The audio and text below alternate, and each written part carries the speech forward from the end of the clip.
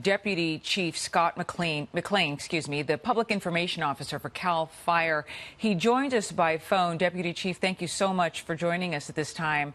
My first question for you, don't know if you heard Jonathan Hunt's reporting there, but he's talking about 14 fires, as you know, 10,000 firefighters. How are you doing on resources? Do you have what you need? Well, let's back up a little bit. I just got some current stats in just a minute ago. We're up to 17 significant fires with over 12,000 firefighters committed in the state of California. These fires have burned over 200,000 acres to date. And as you heard, as far as the structure destruction is count, overall in the state, 20,000 homes are still threatened. We're getting equipment from out of state. Several states have sent resources to us. We just got news yesterday that nationally we'll be getting 150 fire engines heading our way here this coming week. The National Guard has engaged. We have use of several of their aircraft as well as ground troops who will be divided up into hand crews starting this Monday. They've already had the training.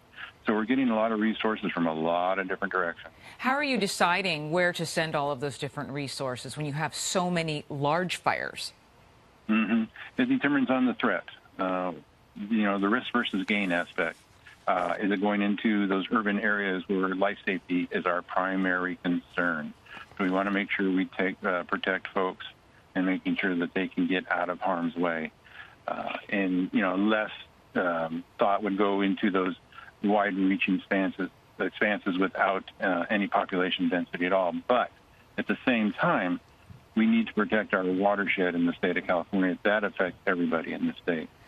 I do have a question, then. When you're talking about getting people out of harm's way, the last number I saw was that evacuations were at about 40,000 people. This is in the Redding area. I'm not sure if that's still up to date or if that's increased. Where do you put everyone? Because I understand that some of these evacuation centers are getting filled up.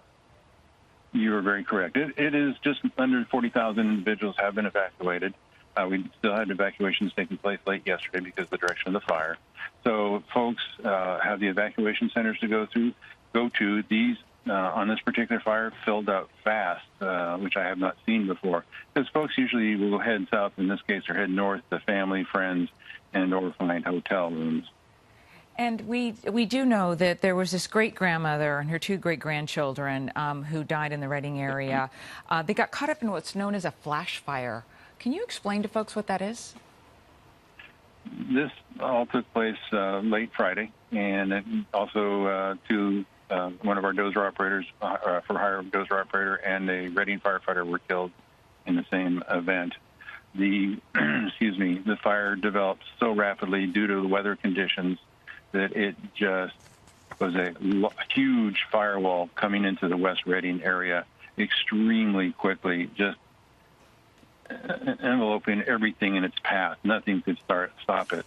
We've got video of fire tornadoes taking place in that area, which explains to us what happened just because of the erratic fire behavior due to these erratic weather conditions. Right. There was no stopping it. Yeah, so erratic, and we do offer our condolences on those two fellow firefighters of yours who were lost in covering this. And we want to show people, folks out there, something a little more on a positive note, but a reminder of the humans behind this who are fighting this.